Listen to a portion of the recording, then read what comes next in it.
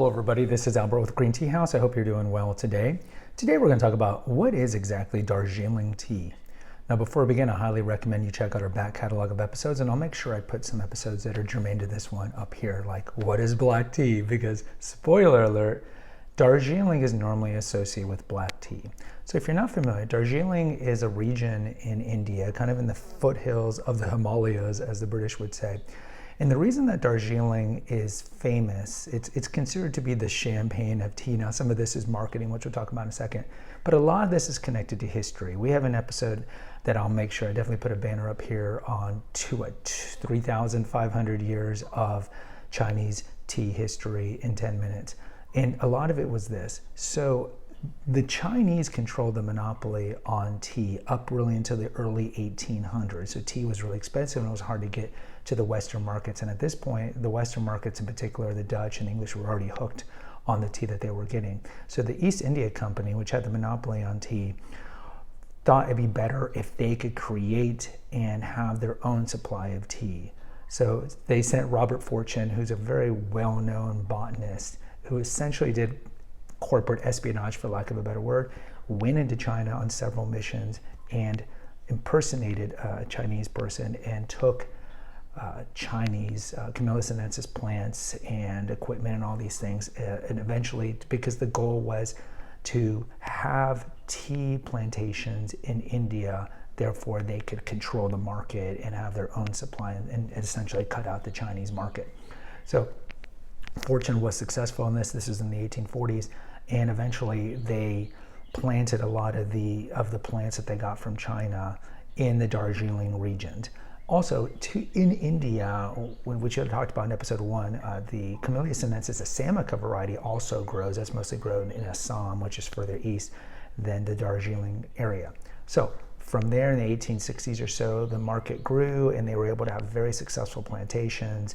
And then pretty much the rest of tea history from that time onward has been English tea. And we have an episode on what is English tea. So English tea mostly comes from India. At least the classic English tea is going to come from former British colonies, India, later on Ceylon, Kenya, and other places like that. So that's the little backstory. So what is Darjeeling? Darjeeling is a region. So really it's not a tea, even though historically it's been associated as a black tea.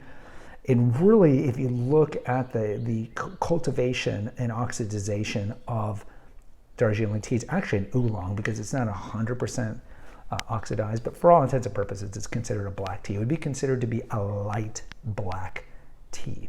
Now, the term Darjeeling today is actually more, it's been trademarked by the Indian government as a region. So even though Darjeeling tea has been considered throughout its history since the 1860s as a black tea, they also grow white tea, green tea, oolong, and some of these are pretty good. But for all intents and purposes, it's a black tea.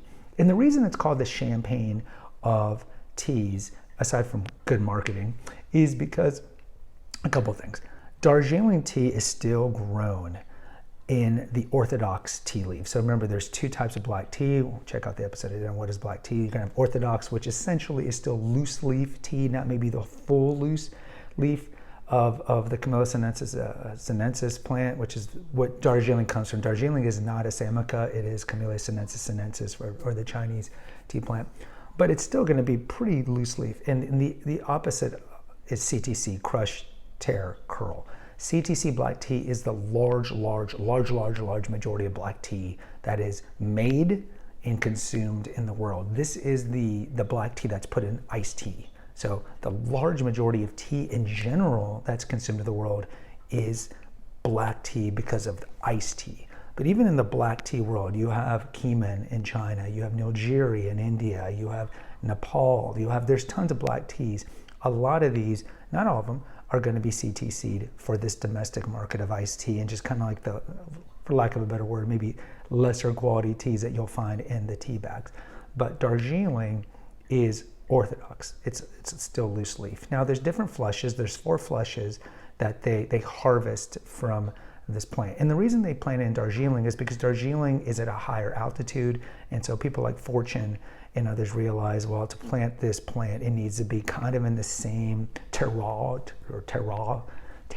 terrain as it's grown in China. And so they figured out this was the best place for it to grow, and it grew very well. So there's 4 flushes. The most important or the most famous flushes is first flush Darjeeling and second flush Darjeeling. So first flush Darjeeling, as the name would suggest, is the one that's harvested the first. And I would tell you first flush Darjeeling, which is something that we might sell in the actual store, is kind of a floral taste. And I'll show you a picture of it because I do have it here. It kind of has a very light, again, so Darjeeling is kind of a lighter black as opposed to maybe an Assam or a Keeman, which are darker. Or a Lapsai Souchong, which is the smoky black from China, that is very smoky and dark. So the first flush kind of has a floral taste. The second flush is probably more famous because this is the one that kind of tastes, and its aroma is very similar to grapes. They'll say it's muscatel, but it kind of smells like grape. And so that's what Darjeeling is. It's very similar to Nepalese tea, if you ever have tea from Nepal. But in closing, what you need to know about Darjeeling is really it's more of a region. They do sell more and produce more than just black tea. But if you have to do like a quick word association, like sencha, Japanese green tea. So Darjeeling, light black, grown in India, the champagne of black teas, and floral for the first flush, grape tasting for the second flush. And you can put milk and sugar in it like you do with the more classic black teas. I'm kind of a purist. I like to drink it as is because it already has such a great taste. Guys, post in the comments. I'd love to hear from you. What's your history with Darjeeling? Until next time, take care, God bless, and pray.